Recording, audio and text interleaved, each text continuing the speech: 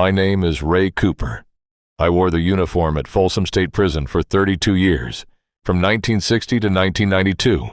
Badge number 2241. For 11 of those years, I worked Block D, the place they sent men who didn't fit anywhere else. Too wild, too dangerous, or in one case, just too damn big. I've told this story only 4 times in my life. Once to my wife, who looked at me like I'd lost my mind. Once to a reporter back in 1974 who never got the piece printed. Once to my son on his 18th birthday because I figured he was old enough to hear it straight. And now I'm telling it to you. I'll tell it the same way I always do. Slow, from the beginning, every detail in order. Because if I skip even one piece or try to dress it up, the whole thing stops making sense. What happened that day didn't need any extra color. The truth painted itself. To understand what went down on September 11th, 1971, you first have to understand the man they called Tommy Russ. Without him, there is no story. Without knowing who he really was, you can't feel the weight of what Bruce Lee did when he stepped into that yard. Tommy came to Folsom in October 1958, a couple years before I started. The old-timers still talked about his arrival like it was something out of a tall tale you'd tell around a campfire. The transport van backed up to the intake door. 2 marshals swung the rear doors open, and out stepped a man who didn't look like he belonged on this planet. 8 feet, 3 inches tall. The intake sergeant, Dale Finch, said he dropped his pen and just stared, brain completely empty, like his mind had no place to file what he was seeing. Tommy was 24 years old then. He grew up on a cattle ranch outside Bakersfield. Regular parents. Father 6'1", mother 5'8". Nothing special.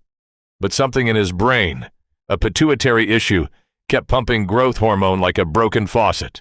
By 12, he was already 6'5". By 16, he had cleared 7 feet. By 20, he stood 8'2", and was still growing. Then, for reasons no doctor could explain, his body just decided enough was enough and stopped at 8'3". Life was never easy for a kid like that. School desks looked like toys under him. Chairs creaked and sometimes gave way. Doorways forced him to duck so low he looked like he was bowing. Other kids didn't bully him much. They just kept their distance. They stared. They whispered. They called him monster, giant, freak. Every name cut. His dad finally pulled him out at 14 and put him to work full-time on the ranch. There, at least, Tommy made sense. He could lift fence posts like they were toothpicks, carry loads that took 2 grown men. One time his father watched him grab the rim of a tractor wheel stuck deep in mud and yank it free like it was nothing. The old man told a neighbor later. The neighbor laughed. Tommy's father didn't. He wasn't a violent man by nature. Quiet, gentle even. The kind who would walk around an anthill instead of stepping on it. But the world kept pushing. One night in Bakersfield, a couple of guys got drunk and stupid outside a bar. They mocked him in front of a girl he liked. Shoved him. Tommy shoved back. Just once. Both men went down hard. One smashed into a parked car. Broken arm. Broken collarbone. The other kissed the pavement and woke up with a fractured jaw. Tommy didn't run. He sat on the curb crying until the police came. The judge looked at him a long time before sentencing. I read the transcript years later. The judge said he didn't think Tommy meant real harm, but a man that size who could do that kind of damage without even trying was a danger to everyone around him. 15 years at Folsom. When he arrived, the prison had to bend around him. They built a special cell with taller ceilings and a wider door. In the mess hall, they welded a heavy steel bench straight to the floor just for him. Nobody else sat there. Uniforms didn't come in his size, so the tailor made 2 sets by hand. Shoes had to be special ordered. Size 21. The company called back twice to make sure it wasn't a joke. In the yard, Tommy lived in his own world. I watched him every single day from my post. He never started trouble, never bullied anyone. He just existed. And that was enough. When he walked, men moved out of the way without being told. Not out of fear exactly, more like instinct. The same way you steer clear of a big truck coming too close on the highway. Your body just knows. Still, trouble found him. It always does inside those walls. New guys trying to make a name. Gang members who couldn't look weak. Men who thought they were tough. Every single time it ended the same. Fast. I saw it happen 17 times in my 11 years on that block. 17. Not one man lasted more than a couple of seconds. Tommy would grab, push, or simply move, and the other guy was on the ground. No fancy moves, just raw size and strength. 412 pounds moving on instinct. Every one of those men ended up in medical. Tommy would walk back to his spot and sit down like nothing happened. I always wrote the same line in my reports. Inmate Russ responded with minimal force, because that's what it was for him. What felt like nothing to Tommy was more than most men could handle. That's what made him so frightening. He wasn't even angry. He was just more. By 1971, Tommy had been inside for 13 years. His presence had become part of the prison itself, as permanent as the stone walls and iron bars. He was the giant who walked among us, quiet and alone, carrying a weight most people could never imagine. That's where the story really begins. On an ordinary September morning, when a letter landed on the warden's desk.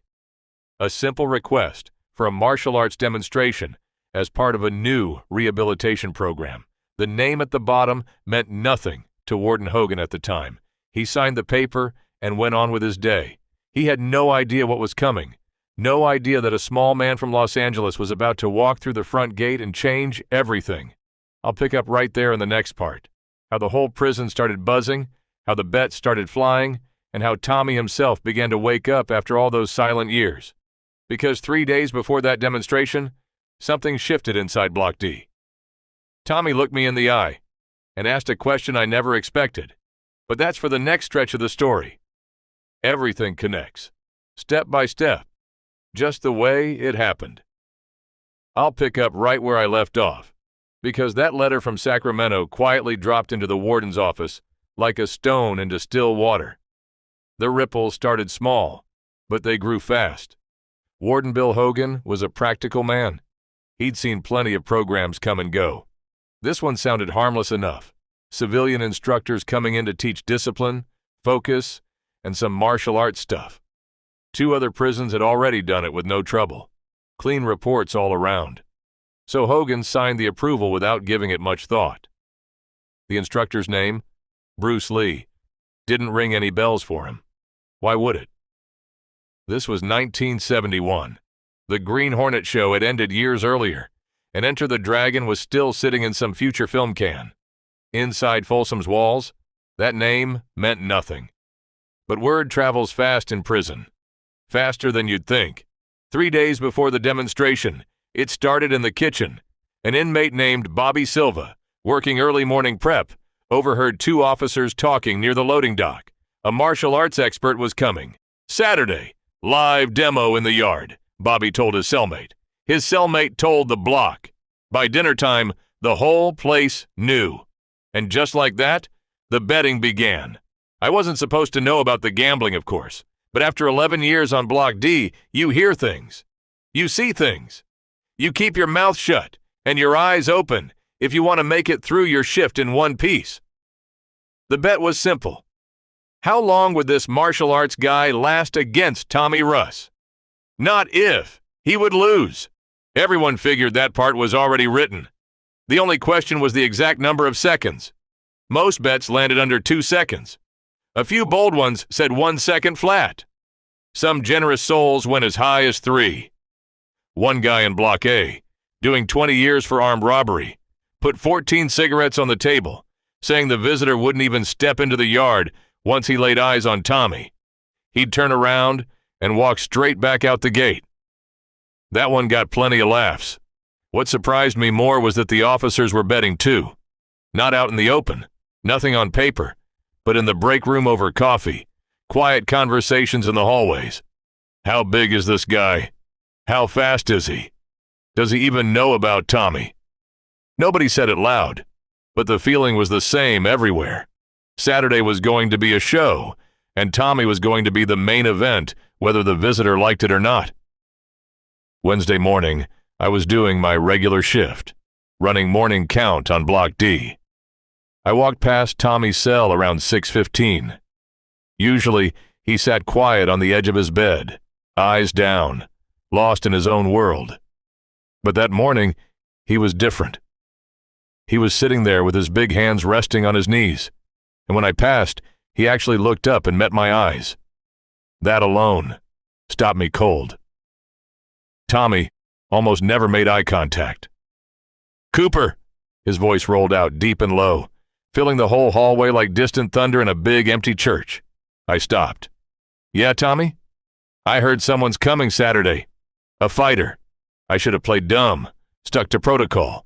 Instead, I told him the truth. Yeah, a martial arts instructor. They're doing a demonstration in the yard, part of some new program." Tommy stayed quiet for a long moment, thinking.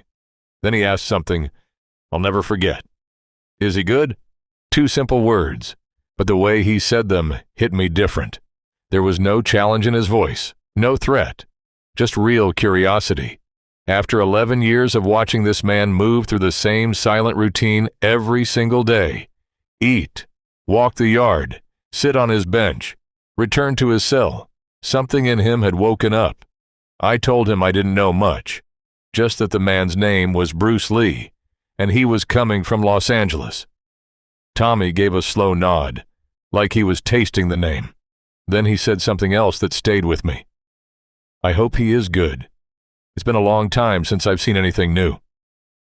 I walked away from that cell with a strange feeling in my chest.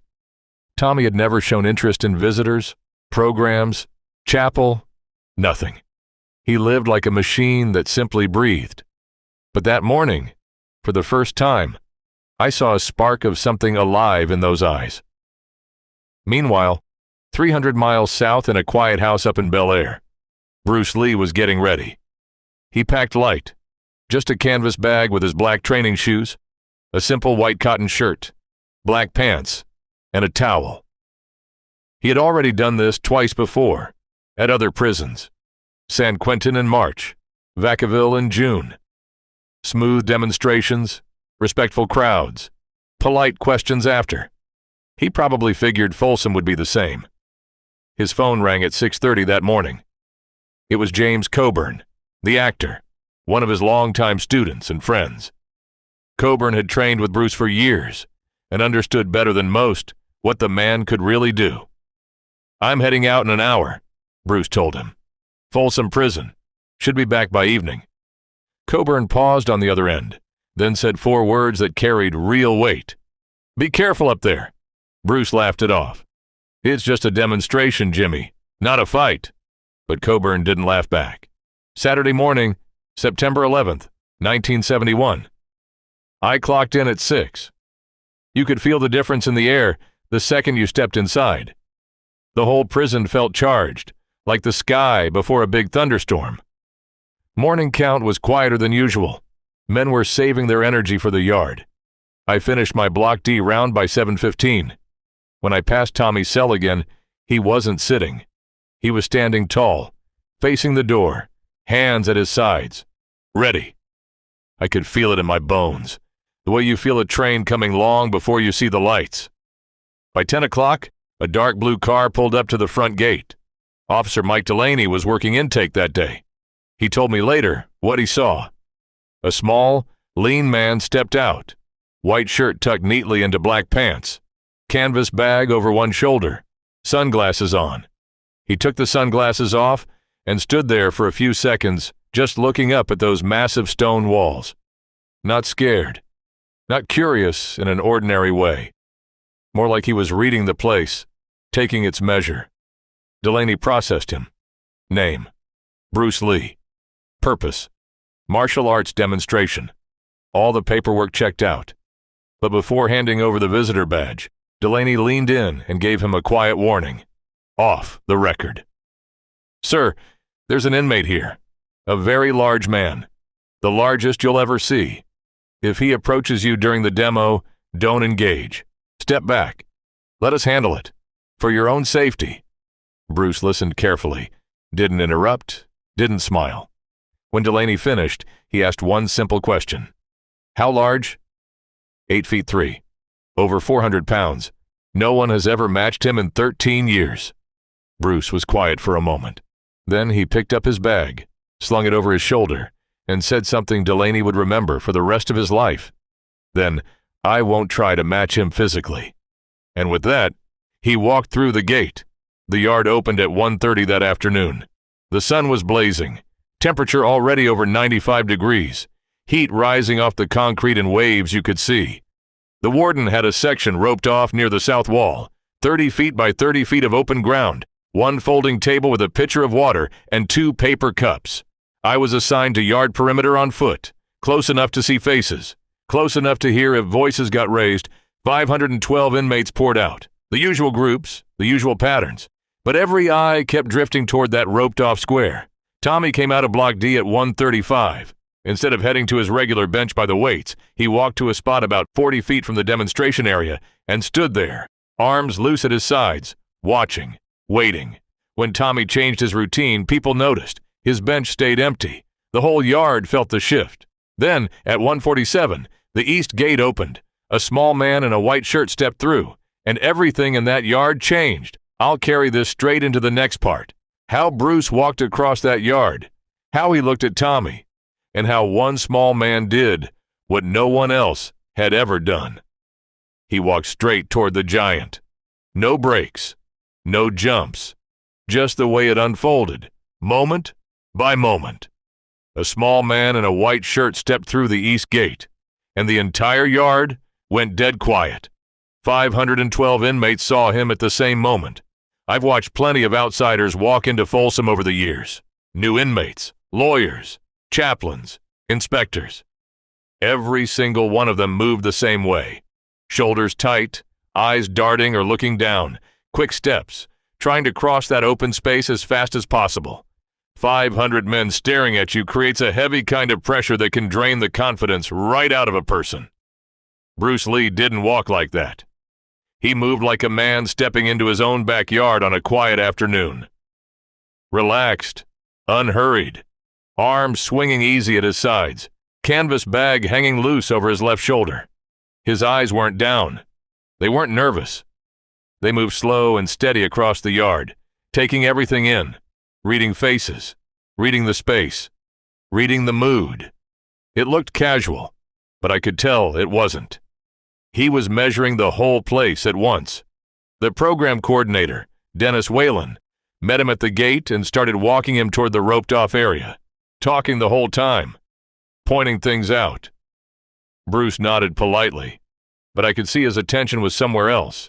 His eyes kept scanning, and then they found Tommy. I was standing about 40 feet away, with a clear line of sight. I watched Bruce's face when it happened. His expression didn't change. His stride didn't slow. His body stayed loose and calm. But something shifted behind his eyes, like a camera lens pulling focus.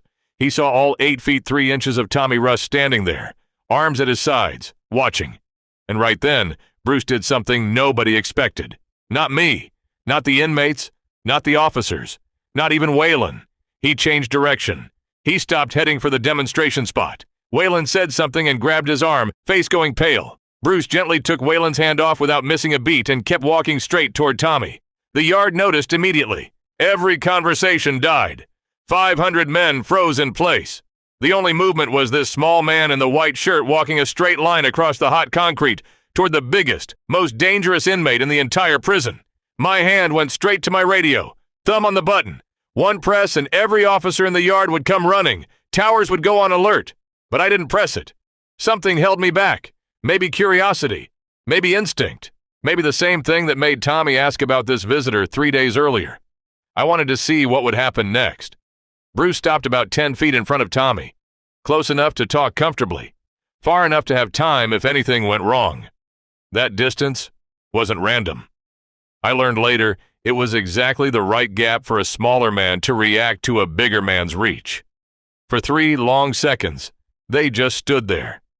the giant and the small man, face to face, with 10 feet of burning concrete between them, 500 inmates holding their breath, officers gripping radios tight, tower guards shifting their weight, rifles ready. Then Bruce spoke. His voice carried clear and calm across the silence. Every man in that yard heard it. "You must be the man everyone warned me about." Tommy looked down at him. Way down. More than 1.5 feet of height difference. Almost 300 pounds of weight difference. Tommy's shadow completely covered Bruce, like a building blocking the sun. His deep voice rumbled out low and slow. "They warned you, and you walked over here anyway." Bruce didn't step back, didn't shift his weight, didn't blink. He looked up at Tommy, the way you look at a mountain, with respect and with something more. Recognition. "I'm not here to fight you," Bruce said. "I'm here because I think you're the only man in this yard worth talking to." I've replayed that moment in my head more times than I can count, and I still have trouble believing what happened next. Tommy Russ, the man who had barely spoken to another human being in 13 years, the man who ate alone, walked alone, lived alone, smiled. Not a big grin, not a smirk, just a small, real smile. Like a crack of sunlight breaking through a wall that had been sealed shut for years. I had never seen Tommy smile in 11 years. Older officers who'd been there longer said the same. But Bruce Lee, a man who had known him for maybe 12 seconds, pulled that smile out with one sentence. Tommy looked down at him for a long moment. Then his voice came quieter, almost soft. From a man that size, it still sounded like low thunder trying to whisper, "You're either the bravest man I've ever met, or the craziest." Bruce tilted his head slightly. Most of the time, it's both. That broke the tension. The yard exploded with noise. Not angry noise, but voices, laughter, shouting. 500 men letting out the breath they'd been holding. They weren't laughing at Bruce or Tommy. They were reacting to the impossible picture in front of them. A man who could crush most people without trying, standing face to face with someone who weighed less than one of his legs, and they were talking like two neighbors meeting at a fence. The whole mood in the yard shifted in that moment. What had been building toward a fight turned into pure curiosity. Everyone wanted to see what would happen next. Bruce turned toward the roped-off area, then looked back at Tommy. "Walk with me. I want to show you something." And Tommy Russ, without asking any officer for permission, without looking away from Bruce, took one step, then another, and started walking beside him. The sight of it was something I'll never forget. Tommy's stride was almost 3 feet long. Bruce's was barely half that. Tommy's massive shoulders blocked the sun. Bruce walked in his shadow. One step for Tommy was 2 for Bruce.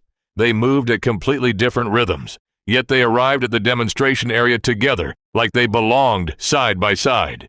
Bruce stepped inside the ropes, set his bag down by the table, took a sip of water, and turned to face the yard. By then, the whole crowd had moved.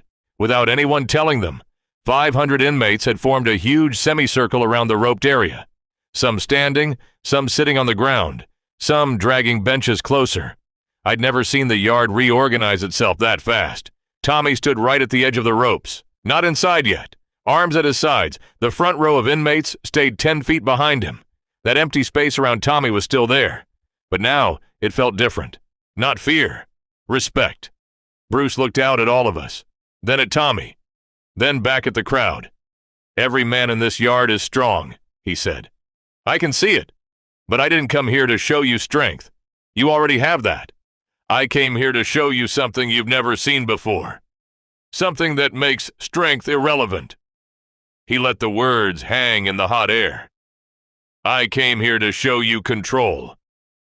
Then he looked straight at Tommy. "And I'm going to need your help." Tommy stood there thinking. The whole yard waited in silence. Even the wind seemed to pause. Finally, Tommy took one big step forward and crossed the rope line, stepping into the demonstration area. When 412 pounds moved onto that concrete, you felt it in your feet from 40 feet away. The ground itself seemed to notice. Bruce gave him a small nod. Then he turned to the crowd again. "I need one more volunteer, the biggest man you've got, besides this gentleman right here." The yard stayed quiet. Then slowly, a man stood up from the second row. Carl Renton, Block B, 6'4", 255 pounds, built like a tank from years of lifting iron. In any other prison, he would have been the biggest man around. Here, he was second. Carl stepped into the ropes looking nervous, not because of Bruce, because of Tommy standing so close. What happened in the next few minutes changed how a lot of us thought about power. But the real moment, the one that still gives me chills, was still coming. When Bruce turned to Tommy and said, "Your turn." I'll take it from there in the next part, straight through without stopping. The push, the fall, the words that followed, and the silence that came after. Everything connects. Bruce positioned Carl right in front of him, about 3 feet apart, face to face. The contrast was clear. Carl was taller, heavier, thicker through the arms and chest. Everything most men would call an advantage in a fight. Bruce looked small beside him, but his voice stayed calm and steady when he spoke to the crowd. "This man is almost twice my weight. Taller, stronger, longer reach. In any normal fight, he has every advantage. You all agree?" Murmurs rolled through the yard. Heads nodded. It was obvious. Bruce looked Carl in the eyes. "I'm going to ask you to grab me with both hands as hard as you can. Don't hold back. Grab my shoulders and try to push me straight down to the ground." Carl glanced around, unsure if this was really happening. He looked at the officers, then back at Bruce. "You serious?" "Completely." Carl reached out. His big hands locked onto Bruce's shoulders. Fingers dug in. Arms flexed. Every muscle in his upper body went tight. He pushed hard. Nothing moved. Bruce stood there relaxed, breathing normal, feet planted like he was part of the concrete. Carl pushed harder. His face turned red. Veins popped up on his neck and forearms. He grunted, leaned in, drove with his legs. Still nothing. It looked like a man trying to push over a wall that wouldn't budge. Then Bruce did something so small, you could have missed it if you blinked. He shifted his hip. Just a couple of inches to the left, a tiny rotation, and Carl Renton, all 255 pounds of muscle and iron, suddenly stumbled sideways, like someone yanked a rug out from under him. He caught himself before he fell completely, but the point was made. The yard erupted. Not wild cheering, but a deep sound of shock and wonder mixed together. These were men who lived by strength every single day. They respected power. They measured everything by who could overpower who, and they had just watched a man half Carl's size redirect all that force with almost no movement at all. Bruce let the noise settle. Then he turned to Tommy. "Your turn." The yard went completely silent again. You could have heard a pin drop on that hot concrete. Every single person was locked on those two men. Tommy stood there for a long moment, looking down at Bruce. I saw that same look he had in his cell 3 days earlier, the one that said he was hoping for something new. He stepped forward, raised those massive hands, and reached for Bruce's shoulders. What happened in the next couple of seconds is burned into my memory forever. I was there. I saw it with my own eyes, and I still don't fully understand how it worked. Tommy's hands came down like 2 slabs of stone. Huge palms completely wrapped around Bruce's shoulders. Bruce's upper body almost disappeared inside that grip. Tommy squeezed and pushed. For the first second, it looked exactly like everyone expected. Bruce's knees started to bend. His body compressed under all that weight and power. Tommy's arms locked straight, driving downward. 412 pounds of unstoppable force. Inmates leaned forward. This was it. The martial arts man was about to fold, but the second never arrived. Something changed inside that grip. I couldn't see the details from where I stood, but Bruce's body adjusted. Not by pushing back hard, not by resisting with visible strength. It was smoother, almost like water finding a new path. His knees stopped bending. His spine straightened. And Tommy Russ, the man no one had ever moved in 13 years, suddenly shifted. His left foot slid forward, not because he chose to step, but because his balance was gone. His grip was still locked tight on Bruce's shoulders, but his body was no longer centered over his feet. He was leaning, tilting, 412 pounds beginning to topple the way a big tree starts to fall. Slow at first, then faster. Tommy went down. One knee hit the concrete first, then both hands. The sound was heavy, like a thick car door slamming shut. The ground trembled under our boots. 500 men gasped at the same time, one single sound from the whole crowd. Bruce stood exactly where he had been, hands at his sides, breathing steady. He hadn't punched, hadn't kicked, hadn't grabbed Tommy. He had simply let Tommy's own power do the work and shown it a path it didn't know existed. Tommy stayed on the ground for 4 or 5 seconds. Not hurt, just thinking, his mind trying to catch up with what his body had just experienced. Then he pushed himself up slowly, rising back to his full 8 feet 3 inches. He looked down at Bruce Lee, not with anger, but with something closer to respect, like a student seeing a teacher clearly for the first time. The yard stayed quiet, a different kind of quiet. The sound of hundreds of men realizing at once that everything they thought they knew about power was missing pieces. Bruce stepped closer to Tommy, well within reach. He spoke quietly, but in that silence, his words reached every corner. "You are the strongest man I have ever touched." That's not just a compliment. That's a problem. Because you've built a prison inside this prison. You made yourself so strong that strength became the only language you speak. And when strength is your only language, the world only ever answers you one way. Tommy's chest rose and fell. His eyes never left Bruce. Bruce continued, gentle but clear. "I didn't put you on the ground. Your own force did. I just showed it a door it didn't know was there. That's not defeat. That's learning." Tommy stood there a long time. The whole yard waited. Then he did something none of us had ever seen him do.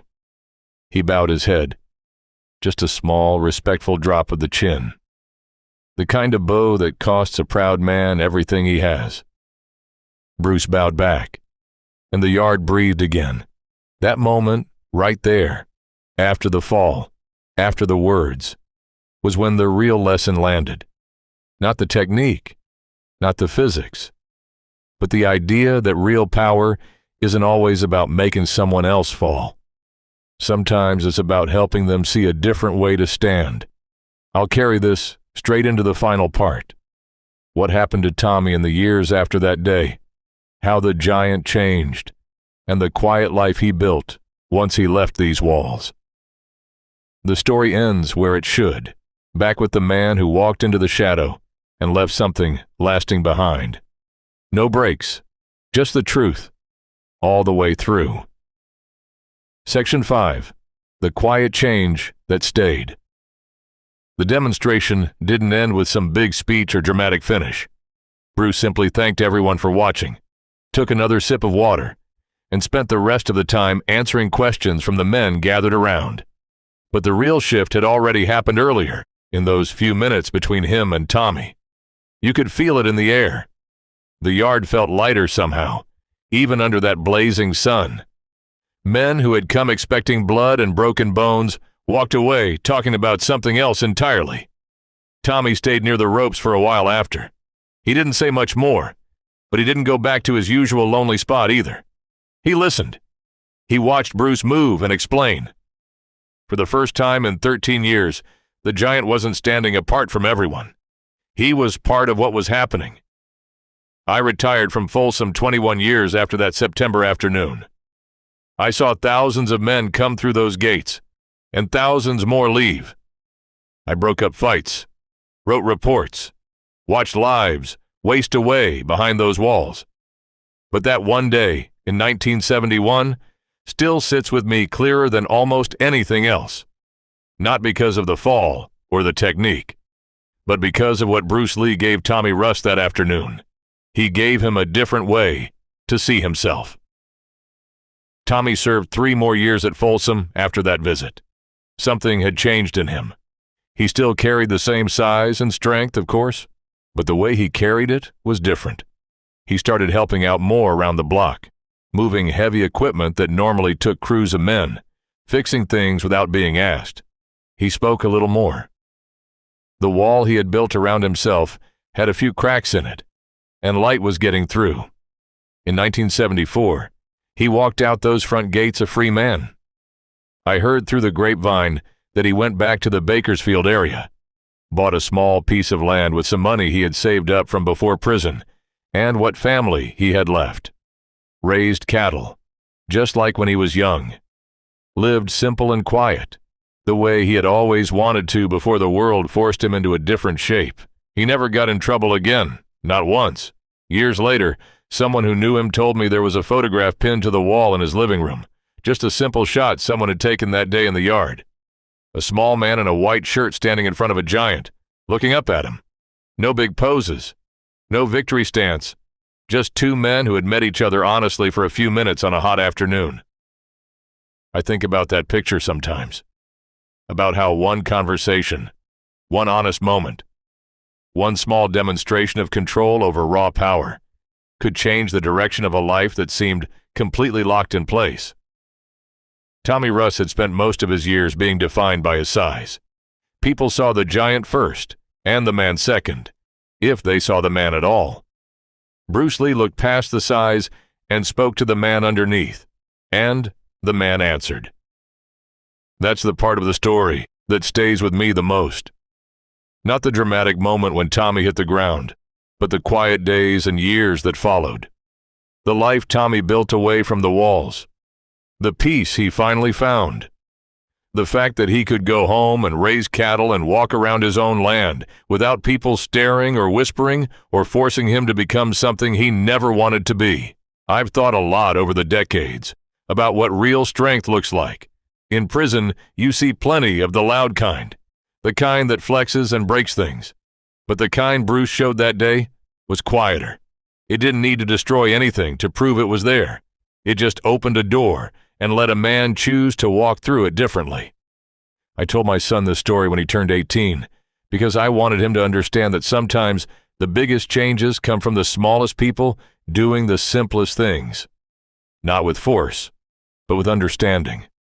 Not by trying to match someone else's power, but by showing them a better way to use their own. And I'm telling it to you now, the same way I always tell it. Straight through. No decoration. Every step in order. Because this story doesn't need anything extra.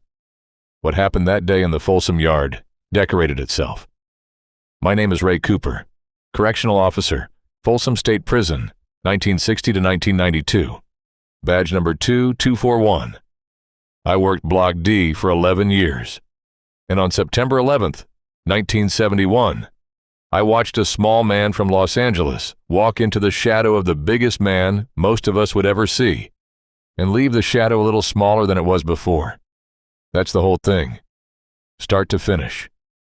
Just the way it happened.